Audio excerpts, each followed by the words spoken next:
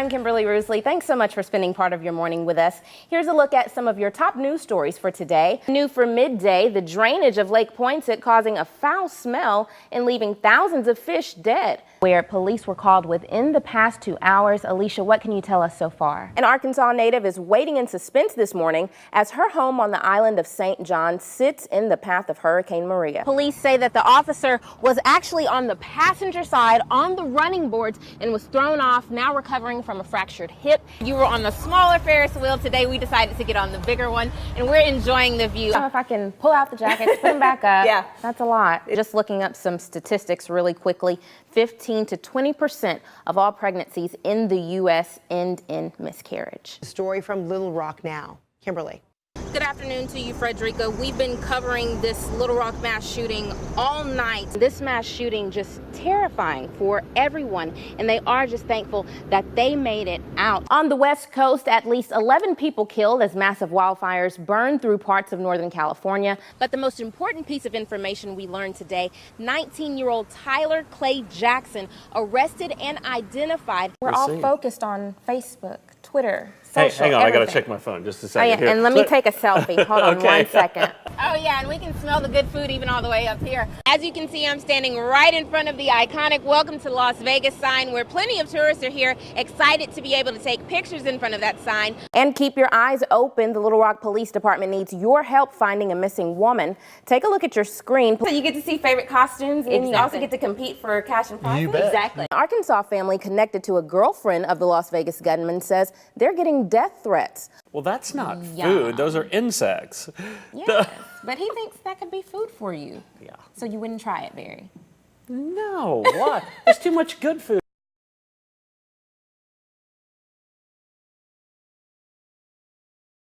Hi, everybody. Welcome into Midday Arkansas. It's Monday, October 9th. I'm meteorologist Barry Brandt. And I'm Kimberly Rusley. We have some developing news going on right now. 2 people found dead in Faulkner County. What the sheriff's office is saying about the investigation coming up. Plus, a war of words between the president and retiring Tennessee Senator Bob Corker. We'll tell you what's being said out in the public. But before we get to those stories, Barry, what's going on weather-wise? I know when I came in, it was about 85. I know, already. Like yeah. It's warm, though, way too warm for this time of the year. We should be in the upper 70s for highs. All right, thanks, Barry. Breaking news this morning, a death investigation is underway in Faulkner County. Here's what we know so far. 2 bodies were found off of Highway 89 in the Mayflower area. The sheriff's office cannot confirm with Channel 7 the manner of death, despite reports of it being called a murder-suicide. Channel 7's Matt Marchand is there, and we'll have any developments coming up on Good Afternoon Arkansas. Over the weekend, an Arkansas firefighter shot and killed while responding to a call is honored in the nation's capital. Lieutenant Jason Adams died in January 2016. Speaking with Channel 7 by phone, his mother says the outpouring of love was incredible. Adams' name is also listed on the Arkansas Fallen Firefighter Memorial on state capitol grounds. Today, the investigation into a deadly officer-involved shooting in Little Rock continues. The incident happened outside a club on University Avenue around 4 o'clock Sunday morning. Police tell us an off-duty officer inside the Union Bar was called for backup in the parking lot because of a fight. According to police, a man in his 20s got into a Mercedes, and as he was driving off, 2 officers were injured. That driver then reportedly ran into a brick wall. Chief Kenton Buckner says it's unclear if one or both officers fired. We'll continue to get information on this shooting. A war of angry words between the president and retiring Tennessee Republican Senator Bob Corker. Party infighting not often on public display. ABC's Serena Marshall joins us with a report from Washington.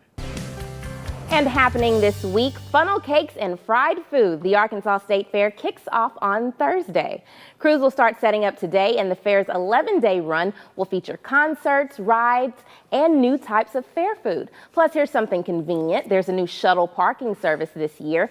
The general manager says safety is their priority to make the family fun atmosphere enjoyable for everyone. Thursday morning on Daybreak, we are live to show you more of what the State Fair has to offer this year. And don't forget, Thursday night is KATV night. From 4 o'clock to close, you can buy a wristband for $30 and get unlimited rides all night long.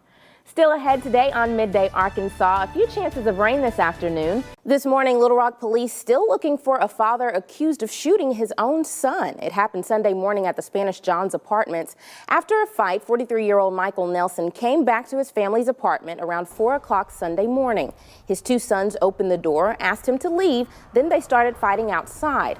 The mother heard a gunshot and found her son, 22-year-old DeMarcus Quincy, shot in the leg. Police say the mother intervened, stepping on Nelson's hand to take the gun. If you know where Nelson is, call police.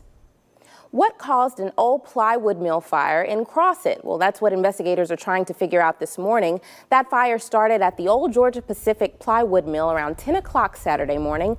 A demolition crew was working to tear down the mill that's been closed since 2011 when they noticed the flames and called 911. It took fire crews about 3 hours to fully contain it. No one was injured. The capital murder trial continues today for Tyler Bearfield in Russellville. Bearfield is accused of killing Aaron Brock and Bo DeWitt back in September 2016. Their bodies were crushed at the U-Pullet Auto Salvage Yard owned by Bearfield's family. We'll bring you the latest from the courtroom tonight on Channel 7 News at 5. An Arkansas inmate set for execution next month says his own lawyers are lying when they say he's mentally ill. Jack Green's legal team says he is delusional, but when he pleaded for clemency this month, he told the state that they are wrong about his mental health. Green's case will be considered in court before his scheduled execution on November 9th. And take a look at your screen right now. North Little Rock police need your help finding the person in this surveillance video. Police say this person broke into the AGC Food Mart on East Broadway on Friday. You get a good look at him there. The suspect is seen running behind the counter stealing several items, and later police say the suspect returned in different clothing to take more. If you recognize him, call North Little Rock Police. Tonight at 10, an Arkansas high school is working to prevent concussions among its football players with some 21st century technology. The Lonoke Jackrabbits haven't had much of a problem with concussions, but when there's roughly 4 million concussions a year in sports, they don't take the subject lightly. Each football player from 7th grade all the way to the 12th wear special helmets equipped with sensors. These sensors can detect a hit that could potentially result in concussions. No matter if it's practice or a game, the athletic trainer gets immediate results of a hit that was too hard. They say it's all about the safety of each player. It's pretty fail-proof. I mean, if you got all the equipment out there. So far, the Rabbits have only had the sensor go off a handful of times since they began spring practices for the season. Tonight at 10, you'll hear from Lonoke's athletic trainer as she explains just how the helmets work and how she receives those potentially life-saving notifications. Your trick-or-treating plans may include some rain, sadly, but when and where? Barry Brandt has your Halloween forecast next. You're watching Midday Arkansas.